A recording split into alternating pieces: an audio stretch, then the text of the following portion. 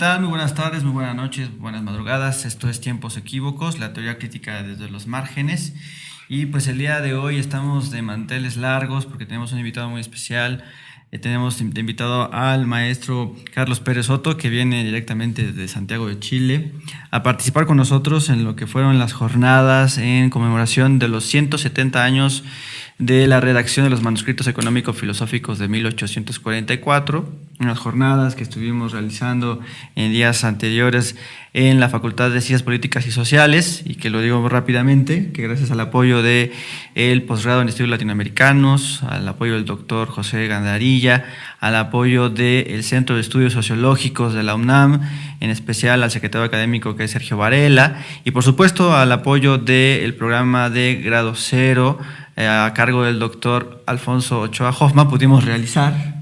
Y bueno, este esfuerzo conjunto de varios compañeros, sobre todo el colectivo Tiempos Equívocos, hicieron posible que en estos días charláramos con el doctor maestro Carlos Pérez Soto sobre Marx, Hegel y una infinidad de temas que vamos a abordar ahora inmediatamente. Y antes de que él parta, pues quisimos hacer esta entrevista para todos los podescuchas y personas que nos siguen en las redes, para conocer un poco más el trabajo del maestro Carlos Pérez Soto, que como vamos a ver adelante tiene una larga trayectoria. Y pues el día de hoy estamos aquí, y entonces quisiera agradecerle al maestro Carlos por su presencia en esta mesa, y desde luego a nuestra compañera Perla Valero, que nos va a estar apoyando en la realización de este video, ¿no? Muy bien. Bueno, primero, maestro, bienvenido, un gusto tenerlo por acá. Y bueno, el maestro Carlos Pérez Soto, como seguramente muchos de los podescuchas lo saben porque lo leen acá, además de ser especialista en Hegel, ha incursionado últimamente en otros terrenos, por ahí en asuntos sobre teoría de la danza, también está trabajando sobre antipsiquiatría y es profesor en distintas universidades en Chile, pasando bastante tiempo en la Universidad de Arcis, Universidad de Artes y Ciencias Sociales. Entonces, no sé si nos quiere contar un poco de su trayectoria, de lo que anda en la investigación que hace en tiempos recientes, en lo que ha incursionado. En primer lugar, yo agradezco a Tiempos Equívocos, en particular a Fernando, por la invitación, a las unidades académicas que hicieron posible esta invitación a esta casa, que hace posible también difundir el conocimiento de un modo nuevo. Yo soy profesor secundario de física, pero hace unos 30 años ya hago clases en muchas universidades, muchas clases, primero de epistemología, después o paralelamente de Marx o de fundamentos de la psicología. He hecho muchas cosas muy distintas, principalmente filosofía de la ciencia, Marx, Hegel, pero sí, también hago historia de la danza, antipsiquiatría. Bueno, esas son las cosas que hago actualmente. Uh-huh. Muy bien, maestro. Quisiéramos quizás un aspecto vivencial de parte suya. ¿Cómo fue que Carlos Pérez Soto llegó a leer a Marx, llegó a leer a Hegel? ¿Qué fue lo que le motivó? ¿Qué motivos, digamos, personales, vivenciales están ahí metidos para llegar a lo que ahora vamos a estar comentando, los libros recientes de usted? ¿Cuál es, digamos, esa trayectoria? Si me puede... Yo pertenezco a una familia de izquierda en Chile, que tenemos una relación muy larga, muy antigua con el pensamiento de izquierda en general. Desde la época de la secundaria empecé a participar en colectivos que hacían clases a trabajadores, a estudiantes de marxismo. Uh-huh. Eso en la época de la Unidad Popular en Chile. Después, durante la dictadura, estuve inciliado 30 años, porque la dictadura sigue, ahora se llama democracia. Y en esa época, con varios colectivos, armamos grupos de estudio de filosofía de la ciencia, de los textos de Marx, de Hegel.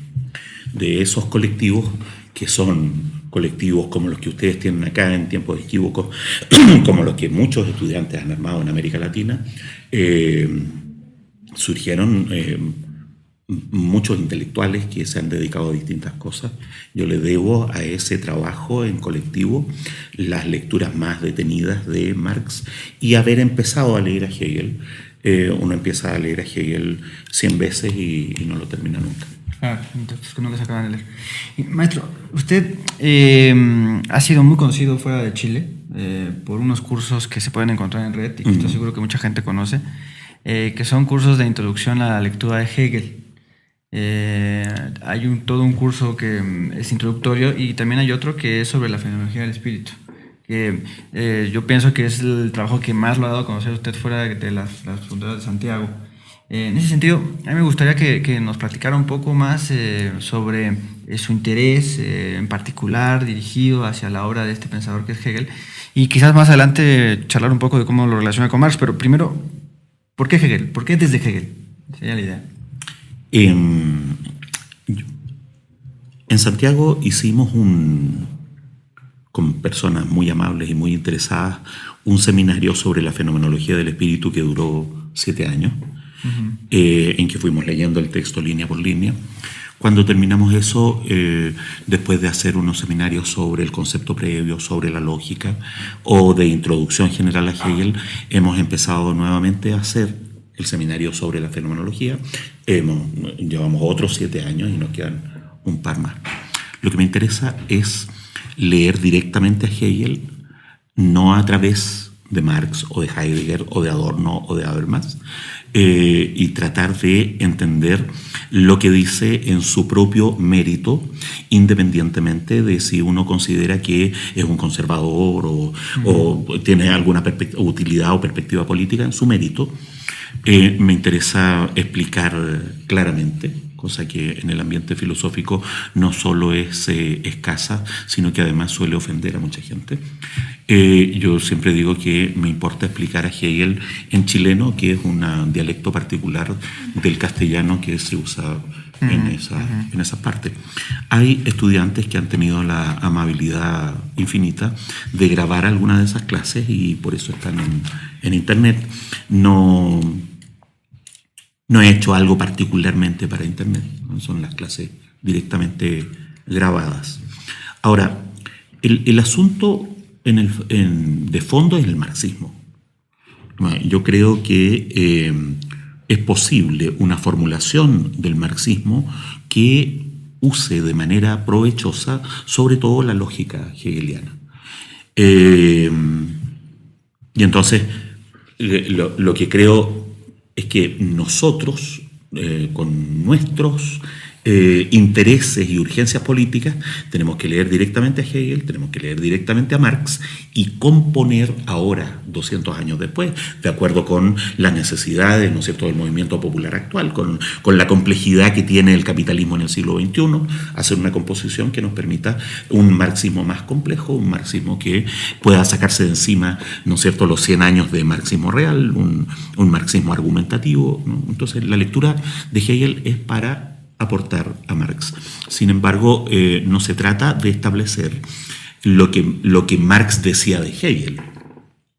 No, se trata de establecer lo que decía Hegel, lo que decía Marx, y nosotros hacer una composición que sea políticamente útil, significativa. Ya. Sí, seguro si hay algo que es sumamente problemático es la relación Marx-Hegel, ¿no? Y creo que en ambos casos quizás sería necesario ir desmontando mitos, ¿no? Mitos sobre Marx, mitos sobre Hegel. Respecto a los mitos de Hegel, que creo que son pues muy famosos, muy conocidos, que es eurocéntrico, que era adorador del Estado, y que usted de hecho le dedica en su libro sobre Hegel un apartado, ¿no? Así de mitos. ¿Qué mitos, sería la pregunta, habría que desmontar para acceder a Hegel? Infinito. Algunos Hegel es increíblemente mal leído o poco leído y sin embargo abundantemente criticado, ¿no? La mayor parte de las críticas contra Hegel en los últimos 150 años están fundadas en no lecturas, o en lecturas o indirectas, o en lo que alguien dice que Hegel dijo, o en los apuntes de los discípulos que salieron publicados como si fueran libros de Hegel.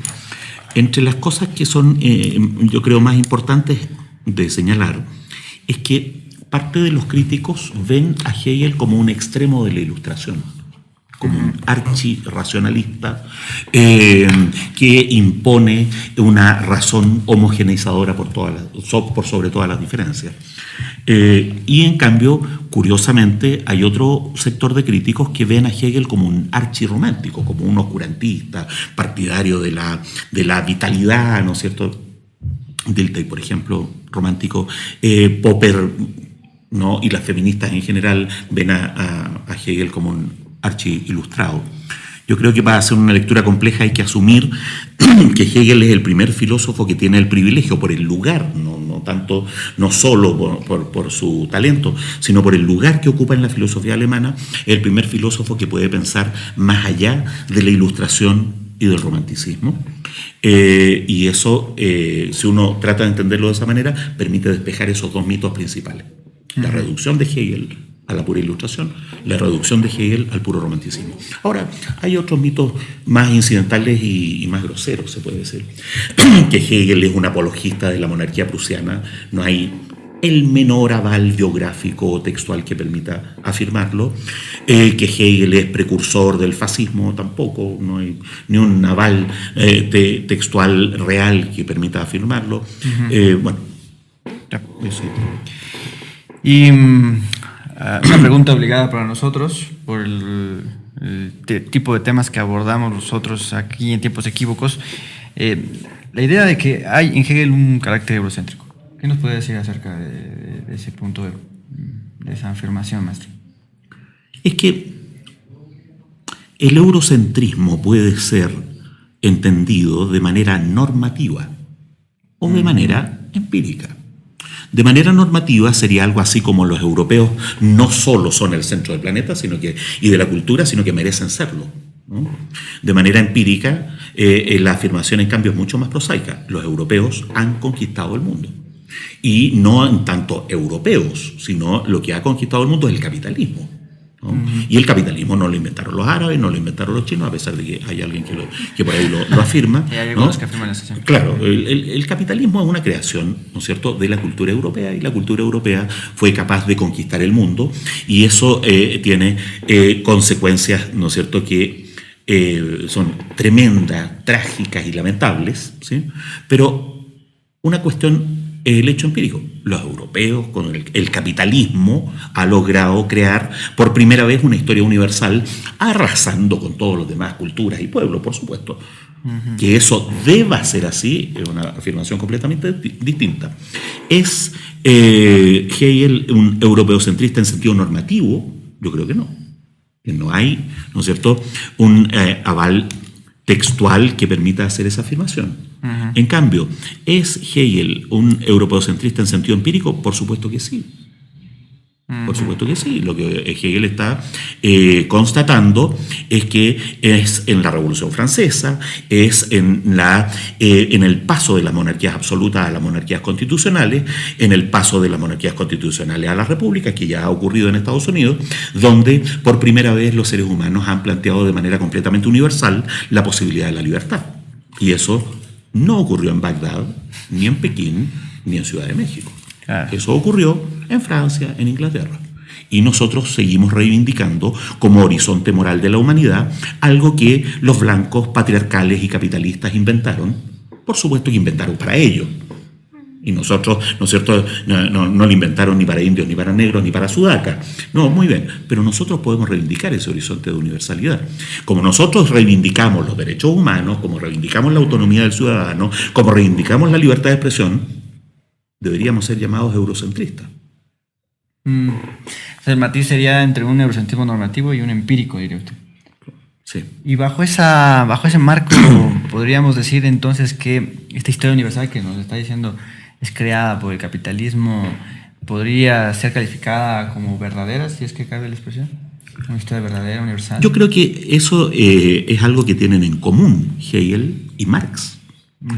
En rigor, en Hegel eso está formulado, pero uno también podría atribuirle a Marx la idea de que el capitalismo creó la historia universal. De que lo que había antes del capitalismo eran historias locales. Y es un juicio empírico nuevamente, ¿no? Que, ¿no es cierto?, Tenochtitlán haya sido una historia local respecto de Londres, ¿no es cierto?, en el año 1400, es un hecho. Es un hecho, no había, ¿no es cierto?, los pueblos originarios no habían descubierto Europa todavía, ¿no? Entonces, como no habían descubierto Europa, había historias locales. El capitalismo arrasó con toda esa frontera y creó la historia universal. Creó, por lo tanto, a la humanidad que uno podía presentir como concepto en las religiones universales, en el Islam, ¿no es cierto?, en Buda, en Confucio. La humanidad que existía como concepto la convirtió en una cuestión empírica, una humanidad desde luego dividida. En realidad la universalidad de la humanidad bajo el capitalismo del proletariado, digamos, ¿no? Entonces la idea de historia universal no debería ser muy extraña. Ya. Es un dato. Es un dato. Y eso nos lleva a otro mito que me gustaría otra vez sacarlo porque es obligado por los temas que trabajamos nosotros, que es el de los pueblos sin historia. ¿Cuál es la postura ahí? Yo creo que en Hegel se puede distinguir claramente la temporalidad, la evolución y la historia. Hegel conoció la geología que se estaba inventando en su época y recibió calurosamente la idea de que la naturaleza podía ir cambiando, ¿sí? Conoció indirectamente la teoría de la evolución de la especie que había planteado Lamarck. Incluso el libro de Lamarck es de 1805 y Hegel ya tenía conciencia de eso. Para Hegel la naturaleza puede evolucionar, pero la naturaleza no tiene historia. Y entonces la pregunta es, ¿qué es la historia? Entonces, bueno, la historia es lo que hacen los hombres libres. La historia es la historia de la libertad. Es la libertad la que distingue a el simple cambio, a la simple temporalidad de lo que se puede llamar propiamente historia. En rigor, solo los seres humanos tienen historia. Y solo hay historia de manera universal desde que los seres humanos toman conciencia de la autonomía de los ciudadanos, de los derechos del hombre y del ciudadano, toman conciencia de la libertad. Y entonces hay historia implícita. En Grecia, que era lo que a Hegel le gustaba, en Roma, ¿no es cierto? Los seres humanos eran capaces en la India, ¿no es cierto? Y también en Nezahualcóyotl era capaz de pensar, ¿no es cierto?, la historia. Sin embargo, la historia se hace real. Voy a ser más cuidadoso. La posibilidad de una historia universal, la posibilidad se hace real desde la Revolución Francesa, diría uno en clave hegeliana, o desde el capitalismo, diría uno en clave marxista. Entonces, ¿qué significa, no, América Latina no tiene historia? Yo en una de las sesiones que hemos hecho esta semana le decía a los estudiantes, imaginen a Simón Bolívar en la clase de Hegel. Y entonces Simón Bolívar dice, pero maestro, Hegel dice, bueno, esta es la historia universal, América Latina no tiene historia. Y entonces Simón Bolívar levanta la mano y dice, pero ¿cómo nosotros tenemos historia? La pregunta de Hegel habría sido, ¿ustedes ya son libres? Entonces Simón Bolívar habría tenido que decir, bueno, estamos en eso.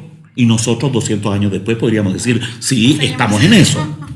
Y entonces, bueno, si usted es capaz, ¿no es cierto?, de mostrar que esos pueblos tienen autodeterminación, ¿no es cierto?, ponen sus propios fines, entonces yo estaría dispuesto a conceder que América Latina tiene historia. En este momento, me perdona, don Simón, pero somos los europeos los que estamos teniendo historia.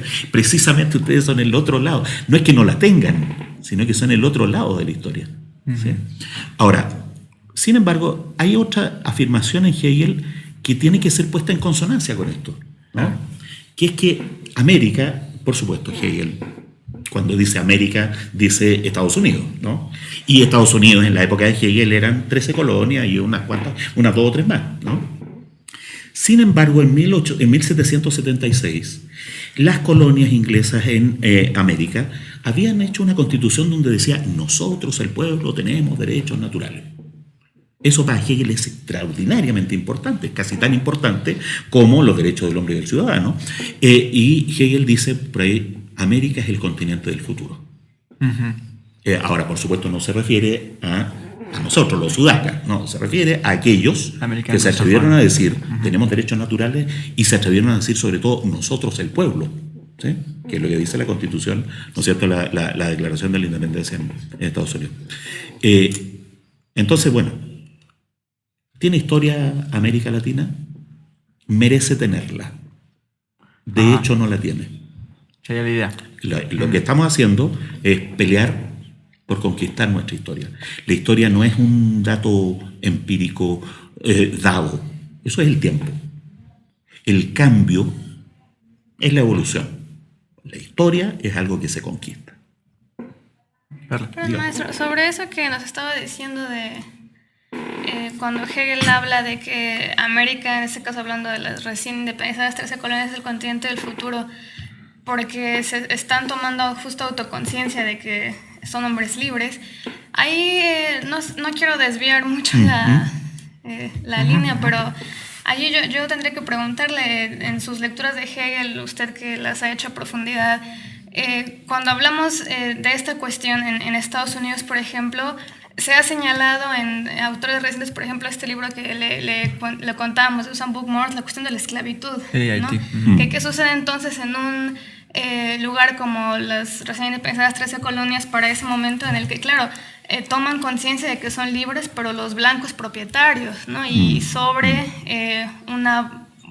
todo en el sur, sobre una base de mano de obra ya ni siquiera asalariada, sino esclava. Entonces no sé, porque vaya, en el libro de Susan Bookmore decimos es débil, ¿no? Teóricamente, pero no sé si usted nos podría decir alguna cosa sobre ese problema allí.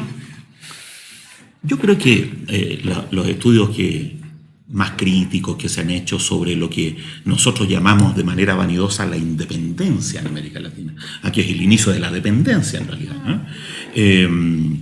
Hemos celebrado unos bicentenarios fastuosos, ¿no es cierto?, como si tuviéramos 200 años de independencia, y lo que tenemos son 200 años de dependencia, ¿no? Cuando hacemos los estudios más críticos nos damos cuenta que la diferencia entre las 13 colonias que no nos gustan y estas independencias de las que nos sentimos tan orgullosos es que ellos declararon su independencia. En cambio, nosotros declaramos la fidelidad al rey de España. Bueno, sí, es ¿no? un matiz importante. ¿No? Una cosa muy importante. Prácticamente todas las juntas, ¿no es cierto?, que ahora son recordadas como de independencia, eran de reconocimiento. Y dieron origen a guerras civiles entre blancos, ¿no es cierto?, criollos, ¿no?, partidarios de la corona del rey, de la corona española, o partidarios, ¿no es cierto?, de una independencia de los ricos, de una independencia de los terratenientes, ¿no? Entonces no es nosotros el pueblo, no. Los sectores, ¿no es cierto?, terratenientes, sobre todo los más ligados al comercio internacional, propiciaron la independencia. La independencia de Haití fue promovida desde Francia para que los republicanos franceses pudieran seguir teniendo esclavos en Haití, ¿no? Esa es la cosa, ¿no es cierto?, terrible. Y dio origen, igual que en el resto de los países de América Latina, a una guerra civil en que los blancos son derrotados, pero enseguida los negros son derrotados, ¿no? Sí. Bueno. Al parecer, Hegel leía un periódico que comentaba esto. Sí, Minerva. Bueno. Susan Bookmore se dio el trabajo de revisar el periódico, ¿no?, y adivinar qué cosas le llamaron la atención a Hegel. Yo creo que es una exégesis milagrosa, porque el periódico habla de todo, pero Susan Bookmore dice, si escribió amo y esclavo, quiere decir que le llamó la atención lo que decía el periódico. Mi opinión es que esa hipótesis es una reverenda tontera. Es una tontera en primer lugar porque en la fenomenología del espíritu Hegel no está hablando de amo y de esclavo, sino que está hablando de señorío y servidumbre. Es una tontera enseguida porque la figura señorío y servidumbre en la fenomenología del espíritu, es la página 100 de un libro de 600 páginas, de 500 páginas, ¿no? No es la figura que estructura el libro, no cumple una función, ¿no es cierto?, decisiva, crucial, ¿sí?, desde un punto de vista genético, arqueológico. ¿En qué estaba pensando Hegel cuando pensó, ¿no es cierto?, señoría y servidumbre? Bueno, estaba pensando en cómo la cristiandad es un requisito, es un antecedente, ¿no es cierto?, del desarrollo de la individualidad moderna. Estaba pensando en esas cosas, pero no estaba pensando ni en el psicoanálisis, ni en la esclavitud en Haití. Me parece que la exégesis de Bookmore es muy imaginativa. Sería otro de los mitos, ¿no? Muy creativa. ¿Sería otro de los mitos? Claro, es un mito que deriva de otro mito. ¿no? Del mito que estableció Koyev en torno al papel central de señoría y servidumbre, que ahora está doblemente mitificado bajo la imagen curiosa de amo-esclavo, que no aparece en el texto. Bien, siguiendo con esos mitos, entonces, sería la idea, no es la fenomenología del espíritu un libro que esté centrado en la idea de esclavitud, como piensa Susan Buchmars, ni en la idea del amo y el esclavo, como piensa Koyev. Sería la idea, ¿no? Entonces, mi opinión es que centro? la fenomenología del espíritu es un juicio filosófico sobre algo que es prácticamente contemporáneo a Hegel, ¿no? Hegel lo que está viendo de manera, en mi opinión, extremadamente lúcida son las consecuencias centrífugas de lo que ahora nosotros llamamos el liberalismo, ¿no? El carácter disgregador de las relaciones sociales del individualismo liberal. Ese le preocupa. Y Hegel ha visto que esa individualidad liberal tiene una promesa enorme. Es la autonomía del ciudadano, la realidad de la libertad y un peligro enorme. Cuando cada ciudadano crea que él mismo es el centro, es el universal, es el origen de la ley, cada ciudadano va a ser Robespierre. Cuando uno mira la crisis financiera del 2008, se da cuenta que cada capitalista creía ser Robespierre, ¿no? Entonces, estamos en lo que Hegel llama el reino animal del espíritu, ¿no? Entonces, la reflexión central de la fenomenología del espíritu es cómo potenciar la autonomía de los ciudadanos, impidiendo al mismo tiempo el efecto centrífugo y antisocial que eso puede tener. Mi opinión es que el eje de la fenomenología del espíritu, tengo que decirlo para los más conocedores, para los que manejan como mínimo el índice, tiene que ver con la individualidad, que es la tercera parte de la sección razón, la cultura, que es la segunda parte de la sección espíritu. Ese es el núcleo. La individualidad es un juicio, ¿no es cierto?, muy lúcido sobre el individualismo burgués, sobre la ética hedonista, sobre la anarquía del mercado, diría uno en unos términos que no son los de Hegel. La cultura es el análisis de la descomposición que ocurre en Francia, en la Francia prerevolucionaria, que conduce al terror de la Revolución Francesa. Y la figura, ¿no es cierto?, la sección que se llama cultura, termina en un apartado, ¿no es cierto?, terrible, que se llama la libertad absoluta y el terror. Es como si Hegel dijera, a ver, ¿quieren libertad? Muy bien. ¿Quieren libertad pero absoluta? Muy bien. Lo que van a obtener es el terror. El terror de la Revolución Francesa es efecto de una libertad no mediada. Y entonces la tarea de la fenomenología del espíritu es cómo mediar la libertad, cómo producir una sociedad en que las diferencias, las contraposiciones de los ciudadanos sean negociables. Y lo que hace en la fenomenología del espíritu, en el mismo texto, es proponer que un Estado de derecho, humanizado por un elemento cultural, que es la religión luterana, fuertemente secularizada, podría cumplir esa tarea, ¿no? Si el Estado de Derecho fuese algo más que una mera formalidad, si el Estado de Derecho estuviese fundado en una socialidad que culturalmente Hegel cree que se puede encontrar en el cristianismo luterano, entonces el reino de la libertad sería posible sin esa consecuencia centrífuga que es el terror. Sería posible una sociedad donde los ciudadanos que tienen intereses contrapuestos pueden negociar sus intereses. Ahora, uno podría creer que ese juicio de Hegel es ingenuo, pero ese es el juicio de Hegel. Maestro, y sobre esto que decía que salió sobre todo en las charlas que nos dio durante el coloquio, ¿no? De la idea de religión en Hegel, ¿no? Que usted me decía es en realidad anticatólico, es una recoge más bien lo puritano más secularizado, pero cuando está viendo este peligro de terminar en el terror por esto que usted nos mencionaba ahora. Porque bueno, en Francia también lo que van a hacer los revolucionarios, a lo mejor no de forma exitosa, es intentar reemplazar, ¿no?, la religión católica por una religión completamente de la razón. Entonces, allí sería, ¿por qué quedarse con el puritanismo y por qué este ensayo de una religión completamente secularizada? ¿Por qué eso no tendría el mismo efecto de congregar a la comunidad? Precisamente el punto es que Hegel no era católico. Era luterano. No solo era luterano, sino que además formaba parte de algo que en el luteranismo es posible, un luterano profundamente secularizado. Los luteranos ya no tienen ni papa, ni obispo, ni milagro, ¿no es cierto?, ni virginidad de la Virgen, sino que no creen en las cosas más, ¿no es cierto?, de adoración, ¿sí? Pero además, este es un luterano secular.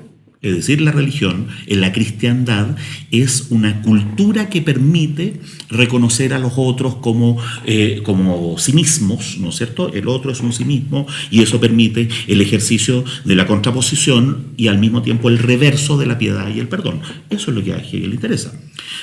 Ahora, que Hegel no es católico está explícitamente puesto, no con ese nombre, porque, bueno, en la sección cultura.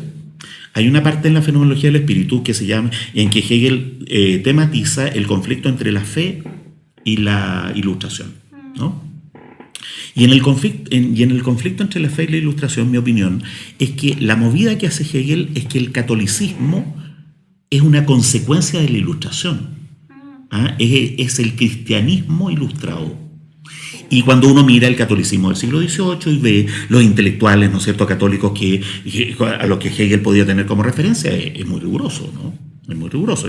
En los ilustrados, que se presumían ateos, tenían una comunidad de ideas enorme, con los curas que se presumían ilustrados. Y entonces, en el fondo, la operación de Hegel es, mire, la fe y la ilustración es una contraposición al interior de la ilustración. Y entonces, de esa fe, Hegel, digámoslo, distingue claramente la fe de la religión. Y cuando habla de la fe, está consistentemente hablando de esto, ¿no es cierto?, de esta versión católica del cristianismo. Y no sería para nada extraño, Hegel no se habría extrañado en absoluto que, ¿no es cierto?, 40 años después de la fenomenología del espíritu, Comte creara una religión, ¿no es cierto?, científica, racional, etc. Precisamente de lo que se trata es de una fe, es de una religión no ilustrada, pero al revés. Ahora, hay otra banda que a nosotros nos cuesta ver. Hegel tiene que moverse, por un lado, contra la interpretación, la conversión ilustrada del cristianismo, pero al revés, contra la versión romántica del cristianismo.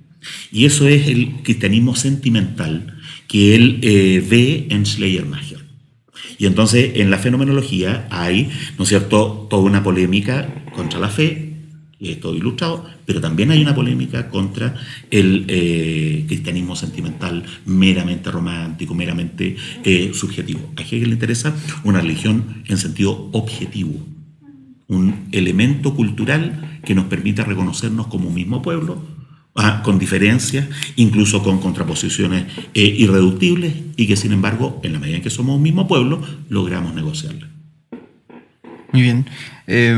Bueno, con lo que hemos dicho ahora, que gira un poco a lo largo de los mitos de Hegel, sobre Hegel, que se nos dibuja un Hegel, por lo poco que hemos dicho acá de forma muy rápida, desde luego, un Hegel, digamos, no ilustrado o no logocéntrico, no romántico, no centrado, digamos, en un irracionalismo, un Hegel que no es adorador del Estado, un Hegel que no es eurocéntrico en términos normativos, pero sí empírico, y un Hegel no católico, y un Hegel que es pensador de la libertad. Ese sería. Digamos una cosa, mira. Sí. Hay algo curiosamente común entre el romanticismo y la ilustración, que es la contraposición entre la razón y las pasiones. Pues, para la ilustración, la razón tiene que imponerse a las pasiones. Para los románticos, ¿no?, la razón es una especie de enemigo y las pasiones es lo que realmente humaniza. Lo que ni los románticos ni los ilustrados logran concebir es que la razón misma sea apetente, dice Hegel, o tenga pasiones. ¿Sí? Esto de la interiorización, ¿no?, de las pasiones en la razón es lo que pone a Hegel más allá de la ilustración y el romanticismo.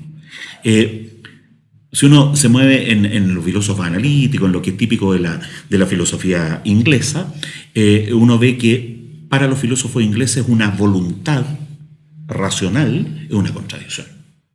Si es voluntad, es subjetiva. Si es racional, es intelectiva.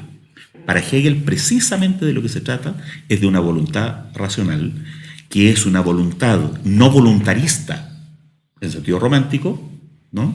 Es racional, y que es una razón no ilustrada, no racionalista, en sentido ilustrado. ¿Sí? O sea, podríamos ver ahí quizás una reconciliación entre ilustración y romanticismo desde Marx. Digo, desde Hegel, perdón. Eso más precisamente, más técnicamente, se podría decir de manera metafórica, pero más técnicamente es una superación.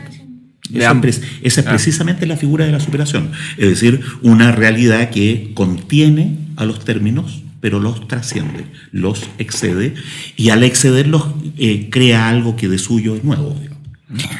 Uno de los últimos mitos que quisiera abordar antes de pasar a la siguiente parte de nuestra entrevista, la dialéctica en Hegel.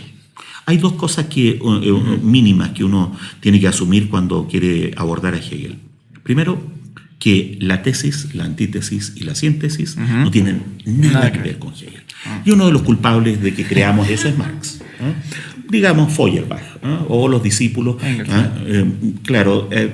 popularizaron la idea de que la tríada dialéctica caracterizaba al pensamiento de Hegel por un lado y que la tríada dialéctica constituía un método por otro lado. En Hegel ni la idea de método, tal como nosotros la entendemos, ni la idea de tríada dialéctica cumplen ninguna función. Ninguna función. ¿Qué hay? Yo generalizaría eso, yendo lo que acabo de decir se puede fundar, ¿no es cierto?, de manera filológica muy, muy claramente. Pero yo iría un paso más allá. Yo creo que Hegel no se referiría a su propio sistema como la dialéctica. No usa la palabra dialéctica como un apelativo para el conjunto de su filosofía. ¿Sí? Sino que usa la palabra dialéctica para cualificar, y lo hace pocas veces además, no es muy común la palabra dialéctica dentro de la obra de Hegel, para cualificar un momento de la procesualidad que él ha tratado de describir. El momento dialéctico es el momento en que opera la negatividad, ¿no es cierto? Es el momento en que lo mismo resulta lo contrario de sí mismo, es el momento de la inversión, ¿no? La expresión inversión dialéctica es más común en Hegel que la expresión dialéctica. Y en todo caso, yo dificulto, habría que documentarlo, pero dificulto que Hegel se haya referido a su filosofía como conjunto, como dialéctica. Entonces, la filosofía de Hegel no es la dialéctica. Otro punto. Los materialistas dialécticos soviéticos asimilaron la dialéctica, que ya vemos que no era la de Hegel, ¿no?, a la ciencia. ¿No? Es famoso cuando Engels dice, ¿no?, la dialéctica es la ciencia más general, ¿no?, que aborda los fenómenos del pensamiento, la naturaleza de la sociedad. La dialéctica es la ciencia, ¿no? Cuando asimilaron la dialéctica a la ciencia, cosa que no tiene nada que ver con Hegel, asimilaron, por lo tanto, eso conlleva la idea de que la dialéctica sería un método, porque tenemos la idea de que la ciencia tiene un método. Entonces, la idea de método científico, ¿no?, es traspasada a la idea de que habría un método dialéctico. Incluso en los años 20-30, la vanguardia marxista, ¿no es cierto?, era común decir, mire, no piense en términos mecánicos, sino dialécticos, como si fuera una alternativa. Hasta el día de hoy siguen diciendo eso. ¿No? Bueno, entonces, sin embargo, ¿qué es lo que entienden por dialéctica? Lo que entienden, ¿no es cierto?, es la acción recíproca. Eso es lo que entienden. Y entonces, a los mecánicos se los acusa de unilaterales. Bueno, lo que han recogido como dialéctica es la figura que en Hegel se llama oposición. Hay oposición, hay acción recíproca, hay polaridad, ¿no? La filosofía de Hegel excede de una manera pero abrumadora esa categoría. La filosofía de Hegel no es una filosofía de la oposición, es una filosofía de la contradicción. No es una filosofía de la polaridad, es una filosofía de la negatividad. Se podría decir que la escolástica soviética lo que hizo fue reducir la contradicción a oposición o reducir la contradicción a contraposición externa. En Hegel esas cosas son claramente distinguibles. O, en resumen, la dialéctica no es una palabra apropiada para referirse al conjunto de la filosofía de Hegel, y en Hegel la dialéctica no es un método. No es un método. No. Un último aspecto de estos mitos. Hegel como idealista. ¿Qué podríamos decir que es el idealismo en Hegel? Bueno, la idea de que los filósofos pueden ser clasificados en idealistas y materialistas se le ocurrió a Feuerbach. Engels la consideró extraordinaria y la popularizó. Marx no más de 2 o 3 veces la menciona. Sin embargo, no creo que haya ningún historiador de la filosofía que crea que los filósofos pueden ser, ¿no es cierto?, divididos de esa manera, ¿no? Como si uno pudiera poner, digamos, a Berkeley entre los idealistas y a Hobbes entre los materialistas fácilmente. Por sí misma, la distinción entre materialistas e idealistas no es satisfactoria. Por sí misma, independientemente de si Hegel la afirmó o la afirmó Marx. Ahora, Hegel era un idealista objetivo. Es una expresión extraña porque si uno está acostumbrado a distinguir materialista y idealista, idealista objetivo, entonces, si uno le dijera a Hegel, profesor, muéstreme una idea, Hegel diría, mire, esto es una idea. Porque esto no es una idea, ¿no? Porque el cuaderno contiene un concepto. Ahora, el concepto del cuaderno es un concepto muy simple, pero la acción humana contiene un concepto, ¿no? Y entonces es idealista en el sentido de que a él le importa captar el concepto de la naturaleza, de la acción humana, de la subjetividad, qué sé yo, ¿no? Como filósofo preocupado por el concepto que las realidades contienen, es un idealista. Pero por otro lado, ¿no?, es un objetivista, porque lo que a Hegel le interesa es la objetividad histórica, la objetividad natural, la objetividad de la intersubjetividad. No es, por lo tanto, muy apropiado tratar de clasificar a Hegel como idealista o no. El problema es un poco más complejo. Ya. Bueno, pues ahí tenemos de forma muy general, a trazos muy gruesos, un Hegel, otro Hegel que estamos intentando desprender que un poco. Desde luego no es el Hegel de la academia. ¿No? Que no existe Hegel de la academia o de algunas academias, sí. Y bueno, para profundizar estos temas recomendamos de forma muy amplia el libro de Carlos Pérez Soto que se consigue en México, que se llama Desde Hegel, que tenemos aquí en la mesa, que lo pueden ver aquí, y que incluso el maestro, lo adelanto, nos deja unos ejemplares para poderlos obsequiar a nuestros seguidores de YouTube y de Facebook, Twitter. Entonces ya más adelante anunciaremos la dinámica para acceder a esos libros. Pero ahora me gustaría pasar a una siguiente parte. Digamos, esto fue sobre Hegel y ahora me gustaría llegar a la idea de desde Hegel. Hegel, ¿para dónde? Hegel, ¿para qué? Hegel, ¿para qué nos puede servir ahora? Yo sé que se ha concentrado usted mucho, por ejemplo, en la crítica de la ciencia social, una crítica a la posmodernidad y a todos los giros que están ahí metidos. Entonces me gustaría que pudiéramos hablar un poco de eso, ¿no? Hegel, ¿desde dónde? Permíteme decir una cosa marxista. ¿No? Vamos a llegar allá. Voy a decir una cosa marxista. Yo creo que es posible mostrar que la burocracia es una clase social, no un sector social. Una clase en el sentido en que Marx pensó qué son las clases sociales. Para eso hay que preguntarse qué es una clase social, qué es la clase dominante, qué es lo que domina la clase dominante, ¿no? Cuando uno se pregunta qué es la clase dominante, yo creo que hay que distinguir el mecanismo de hecho del dominio de la legitimación del dominio. ¿Sí? Muy bien. La burguesía es la clase dominante porque de hecho posee los medios de producción. La posesión y la propiedad son cosas distintas. Claro. La propiedad es el sistema jurídico, ¿no? La propiedad privada, el contrato de trabajo asalariado, el sistema jurídico a través del cual la burguesía legitima su dominación. Muy bien. La burocracia legitima su usufructo de producto social en la pretensión de saber. El sistema del saber es el sistema de legitimación de la burocracia.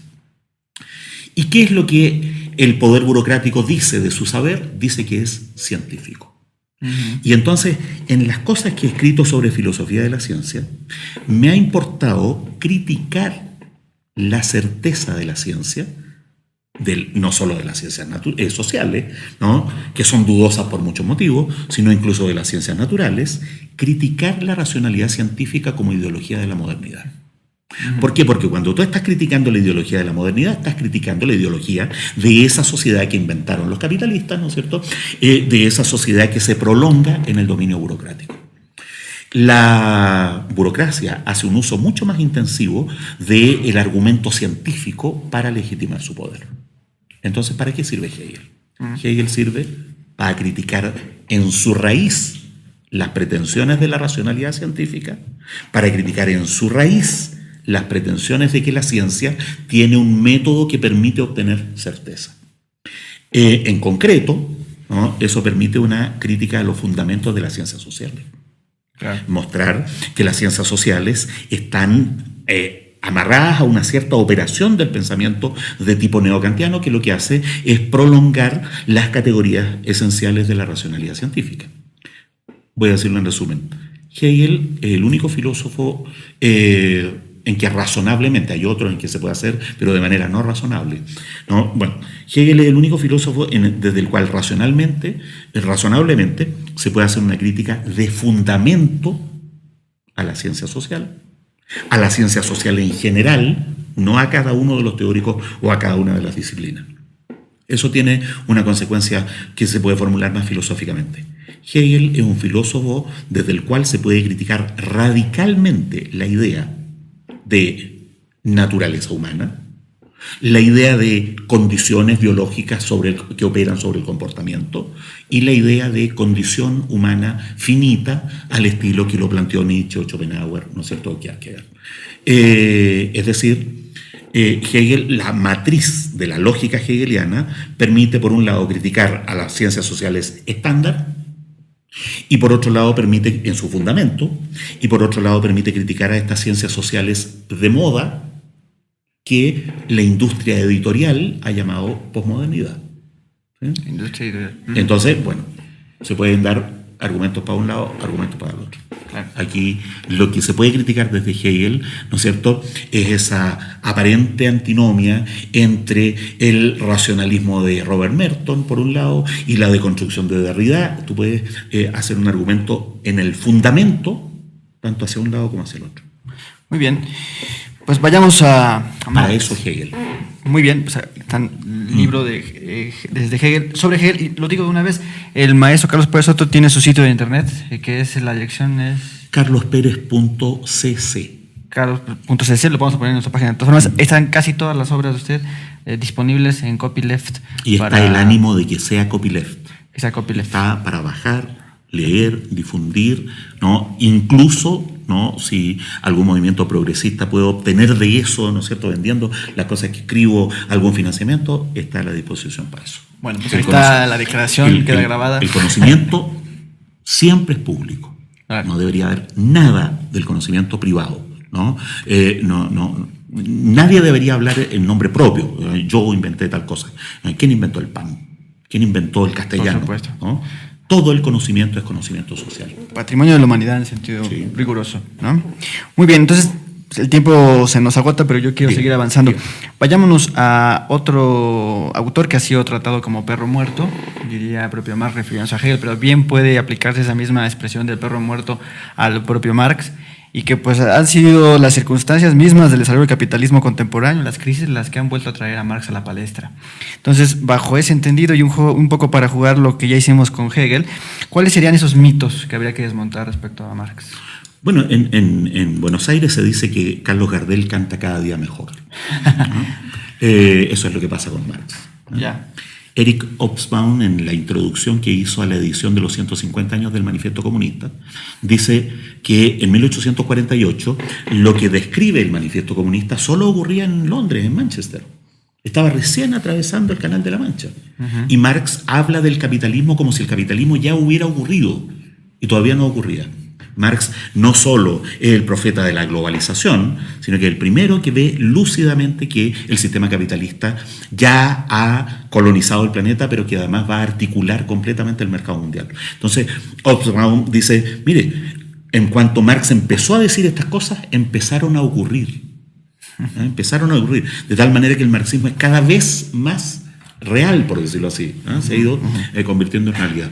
El principal mito sobre Marx es que Marx es un pensador, ¿no es cierto?, del siglo XIX y que sus teorías ya no son aplicables al siglo XXI.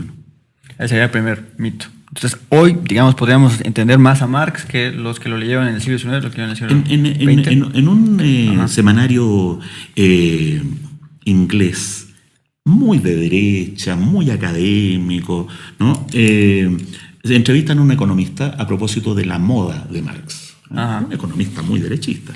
Y entonces le preguntan, ¿por qué cree usted que Marx se ha puesto de moda?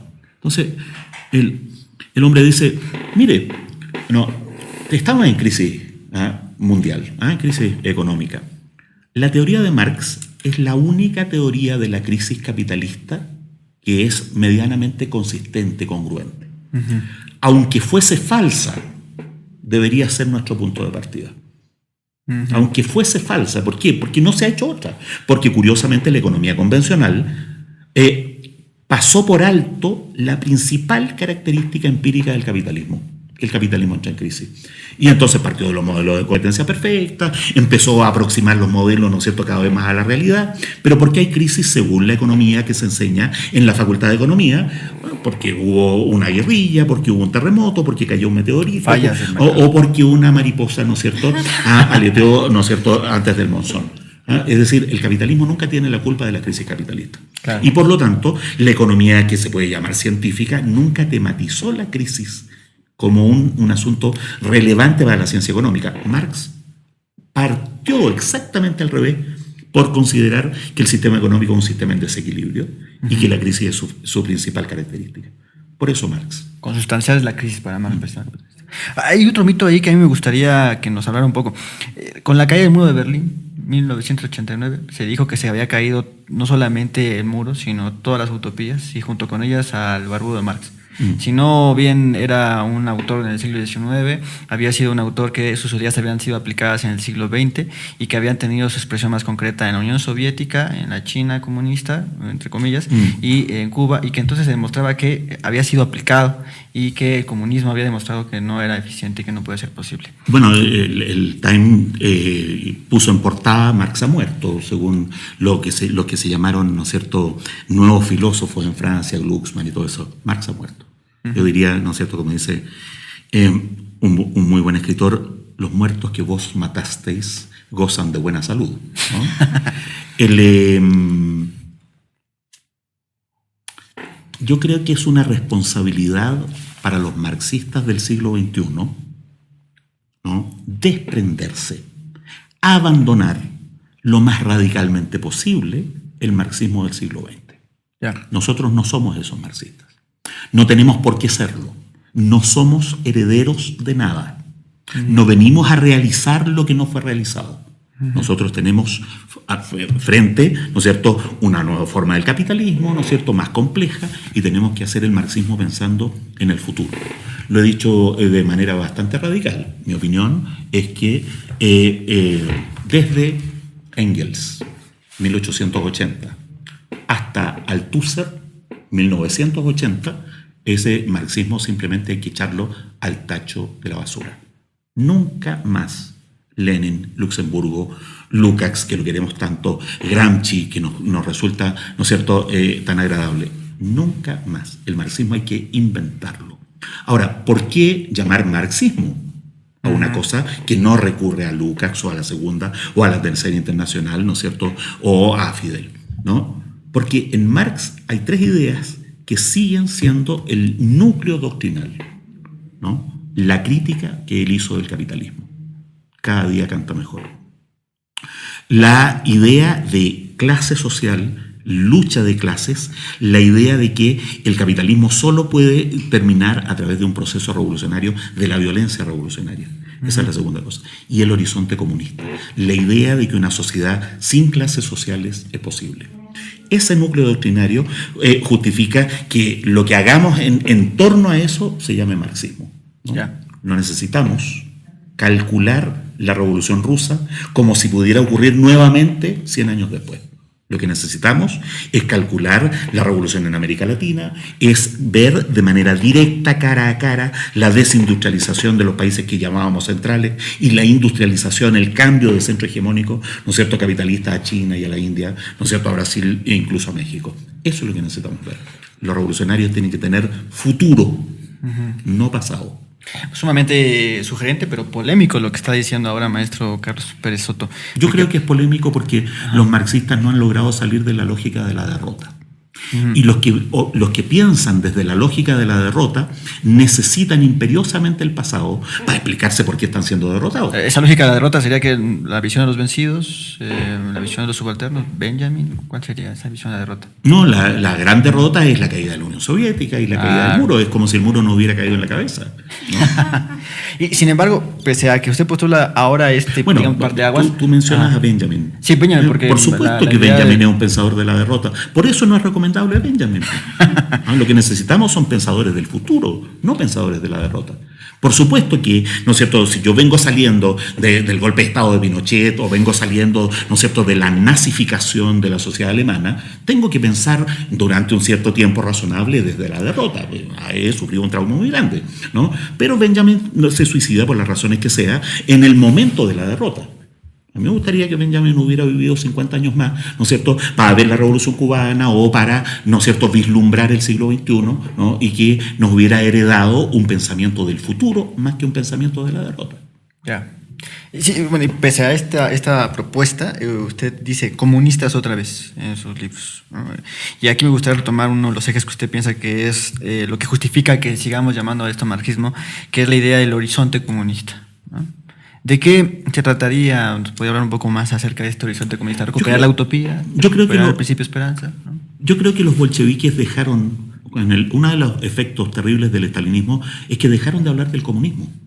¿No? Dejaron o peor aún, empezaron a hablar del comunismo en términos utópicos, en términos kantianos, como una especie de ideal moral, ¿no es cierto?, que está en un horizonte inalcanzable, etc. ¿no? Yo creo que hay que volver a hablar del comunismo en términos concretos, de manera no utópica. Lo que queremos no es una utopía, no está ni en otro lugar ni en otro tiempo. Lo que queremos es técnicamente factible, es políticamente viable. Lo que queremos es una sociedad donde no haya lucha de clase. Y tenemos que ser capaces de explicar de manera verosímil cómo podría ocurrir que en una sociedad no haya lucha de clase. Tenemos que ser capaces de explicar eso a las personas comunes y corrientes. Porque una persona común y corriente, cuando yo le digo, mire, yo soy marxista, y antes que me dé un portazo, ¿no es cierto?, ¿no?, como podría dárselo a un testigo de Jehová o un pentecostal, ¿no es cierto?, yo, mire, si usted me da media hora, yo le puedo explicar.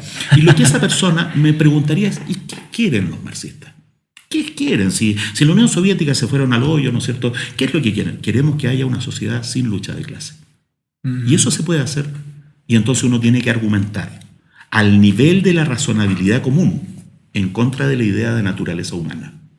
Naturalismo. Claro, porque hemos naturalizado, ¿no es cierto?, nuestra posición subordinada, ¿no?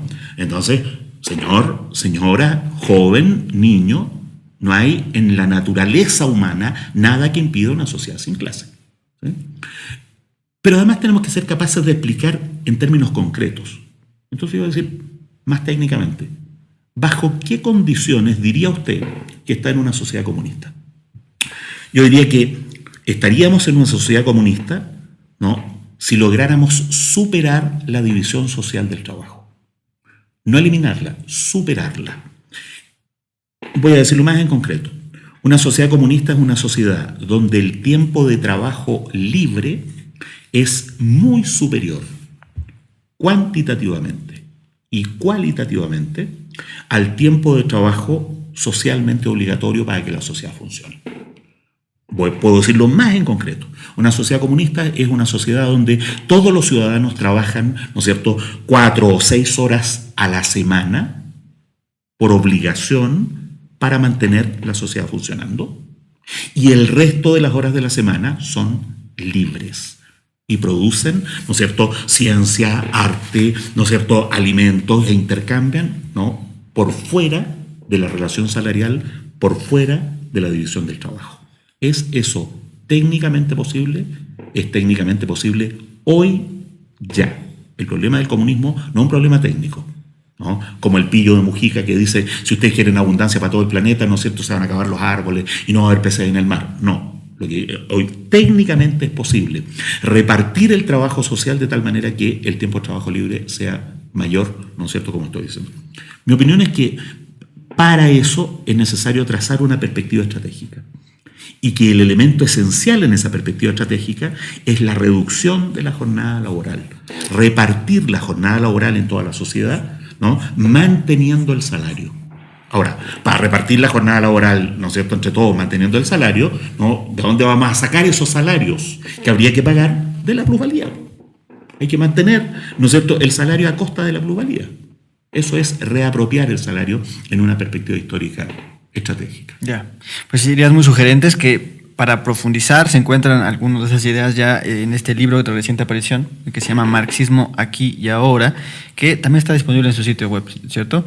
Entonces es un libro de reciente aparición en el que podemos ver de forma un poco más detenida estas ideas que nos está exponiendo muy rápidamente ahora el maestro Carlos Pérez Soto.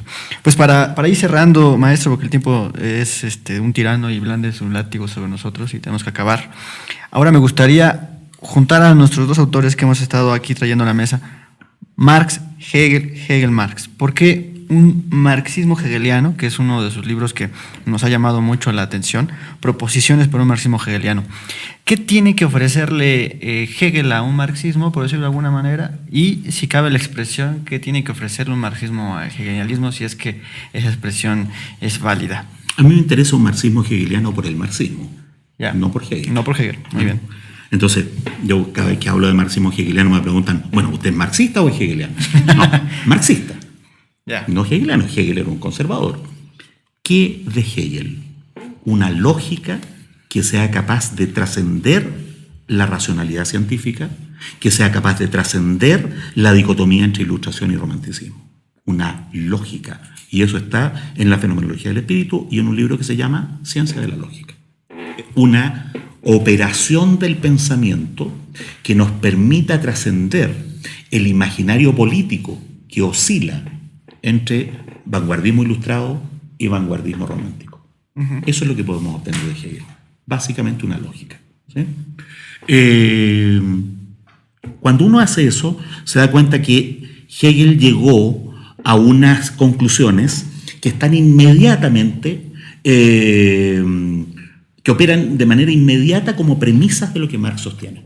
Hegel llegó a la conclusión de que un Estado de Derecho, como decíamos, ¿no es cierto?, hace un rato, suficientemente humanizado, permitiría negociar los conflictos de los estamentos sociales contrapuestos. Muy bien. Precisamente ese es el punto de partida de Marx. Porque lo que Marx sostiene es que ese Estado de Derecho, que presumiría, ¿no es cierto?, si lográramos hacer lo que Hegel quiere, ser el ámbito de las negociaciones, Marx dice, no, pues que ese Estado de Derecho es la ideología de la clase dominante. Uh-huh. Y entonces no podemos, el conflicto esencial de la sociedad, que es la lucha de clases, no el conflicto entre los ingenieros y los arquitectos, o el conflicto, ¿no es cierto?, entre los campesinos, ¿no?, y la gente de la ciudad. No, el conflicto es la lucha de clases. Ese conflicto no se puede resolver dentro del Estado de Derecho porque el Estado de Derecho favorece sistemáticamente a la clase dominante. Y entonces el punto de llegada de Hegel es el punto de partida de Marx, y lo que ocurre en esa transición es que Marx, ¿no es cierto?, desconfía radicalmente de aquello que Hegel, del elemento en que Hegel había puesto toda su confianza. Y entonces para Hegel el diálogo, el reconocimiento, ¿no?, serían la manera, la educación, ¿no es cierto?, en este cristianismo secularizado, la manera de ir negociando las diferencias. En cambio para Marx, exactamente al revés, ¿no es cierto?, la única manera de ir más allá de este Estado de Derecho que consagra la violencia y la explotación es la violencia revolucionaria. Uh-huh. En eso Hegel y Marx son diametralmente opuestos, ¿no? Uh-huh.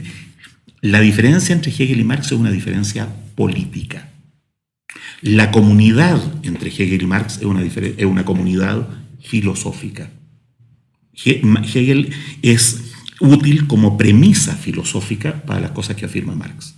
Pero de esa premisa filosófica, Hegel sacó una conclusión que es políticamente, ¿no es cierto?, exactamente opuesta a la que sacó Marx. Y bajo esa idea, de una diferencia política entre Marx y Hegel, que se ha discutido muchísimo sobre esta relación que ya abordamos un poco. Se dice, me parece que de forma un poco tramposa, que Marx superó a Hegel sin entender simplemente el concepto de superación, o se ha dicho que, por el lado contrario, que Hegel nunca fue entendido por Marx. Entonces, bajo esas dos ideas en la relación Marx-Hegel, ¿cuál sería el horizonte, digamos, para poder hacer una lectura conjunta de estos dos autores? Yo diría que si Marx entendió o no entendió a Hegel no es relevante desde un punto de vista político, ¿no? Si Marx superó o no superó a Hegel no es relevante desde un punto de vista político, pero sí son preguntas relevantes desde un punto de vista académico y academicista. A los académicos les interesa saber, ¿no es cierto?, qué pensaba Marx de Hegel, ¿no? Políticamente no es relevante. Lo que nosotros tenemos que hacer políticamente, como decía, es leer a Marx, leer a Hegel y ver si alguna composición de esas ideas, ¿no es cierto?, nos resulta útil para enfrentar el sistema de dominación. Eso es. Perfecto. Ahora, que Hegel fuera casi Marx, o que Marx fuera, ¿no es cierto?, sobre Hegel, una especie de super Hegel. Dejémosle a la universidad que discuta eso. Seguramente se pueden decir cosas muy eruditas, ¿no es cierto? Mi opinión es que desde un punto de vista político, en la calle, en la lucha sindical, en la pelea contra el narcoestado, no tiene la menor relevancia. La menor relevancia. Por eso que cuando hablo de la relación entre Marx y Hegel, mi tarea no es citar a Marx sobre Hegel o citar de Hegel cosas que son casi Marx, que es incluso lo que hizo Lukács, ¿no es cierto? Buscar una especie de pre-Marx en Hegel. No es esa la tarea. La tarea es inventemos un marxismo que sea útil para el siglo XXI. En el seminario que hicimos, yo lo decía de esta manera como cuestión metodológica. Para nosotros, que queremos ser marxistas, no doctores en filología, ¿no? Lo importante no son los textos, lo importante son los autores. El autor, Marx, pero enseguida, lo importante no es el autor. No, si Marx opinaba bien o mal de Napoleón III o si opinaba bien o mal de Simón Bolívar, lo importante son las ideas del autor. Y las ideas del autor, ¿no es cierto?, a no ser que uno converse directamente con él, solo se pueden reconstruir a partir de una hipótesis global sobre el autor. Sin embargo, aún así, lo importante no es esa hipótesis global en tanto idea, lo importante es la relación entre las ideas y la realidad. Y entonces, todos los textos son pretextos, salvo para un profesor de filología. Y la mayor parte de los hegelólogos y los marxólogos operan como profesores de filología. Pues muy bien, maestro Carlos Pérez Soto, el tiempo se nos ha agotado, no sé si Perla quiere decir algo final. Bueno, solo a lo mejor uno de los otros mitos ahí que inclusive se llegó a discutir también en las mesas de los compañeros es esta otra idea sobre Hegel, decían como con la visión de la historia teleológica progresista y esto que vaya es muy discutido, ¿no? Pero solo si nos puede regalar un último comentario sobre eso. Yo creo que uno de el defecto más recurrente en las críticas que se hacen contra Hegel es que se le atribuye un campo semántico que no corresponde a las categorías principales. ¿Qué entendía Hegel por determinación, por necesidad, por teleología? ¿No? Hegel no usa esas palabras de la misma manera como habitualmente en el gremio de la filosofía se usan actualmente. La jerga filosófica actual está modelada por Kant y el neocantismo. Tenemos esa herencia. Y precisamente Hegel, ¿no es cierto?, es la antípoda de Kant y desde luego es la antípoda del neocantismo. Entonces, de manera directa, ¿tiene Hegel un concepto determinista de la historia? No hay el menor aval para decir eso.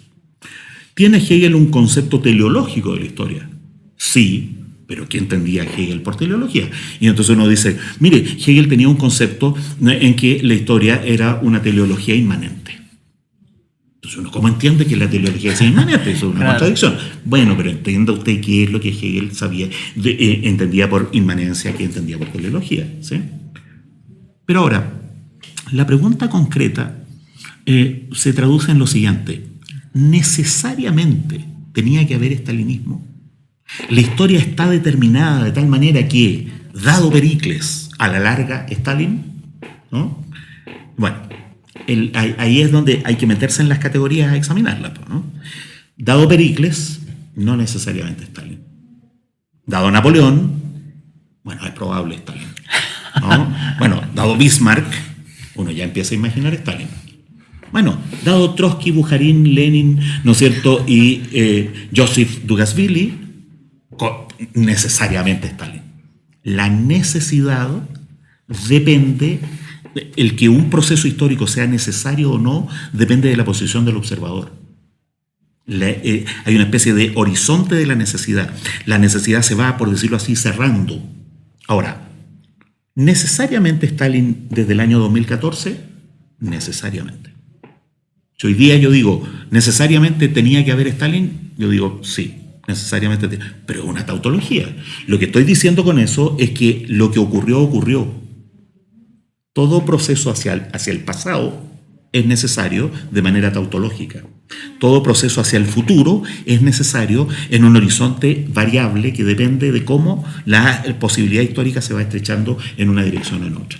Esa cosa compleja, los que dicen, ¿no es cierto?, Hegel tenía un concepto determinista, teleológico y necesario de la historia, la ignoran por completo. No es bueno, ¿no es cierto?, decir que en esos términos es directamente una tontera la crítica, y esa tontera se le puede atribuir a Lucio Coletti. Esa tontera la reprodujo, ¿no es cierto?, prácticamente de manera literal Ernesto Laclau, y como la gente lee a Hegel a través de Coletti y a través de Laclau, es una tontera muy común. Pues bien, entonces hacia el futuro está abierto, digamos, ¿no? La filosofía de Hegel puede ser llamada una filosofía de la libertad en ese sentido. Ya, muy bien. Pues con ese día nos quedamos, maestro. Volverle a agradecer su visita a México y todas las sesiones que estuvimos ahora realizando, y pues dejarle la constancia de que esta es su casa. Muchas gracias por haber asistido. Nos ha dejado muy buen sabor de boca el haber platicado con usted. Estos temas que nos interesan muchísimo y que desde luego hay que seguir discutiendo. Están las obras del maestro Pérez disponible en internet, el libro Desde Hegel, que ya repito, hay unos ejemplares aquí para nuestros seguidores.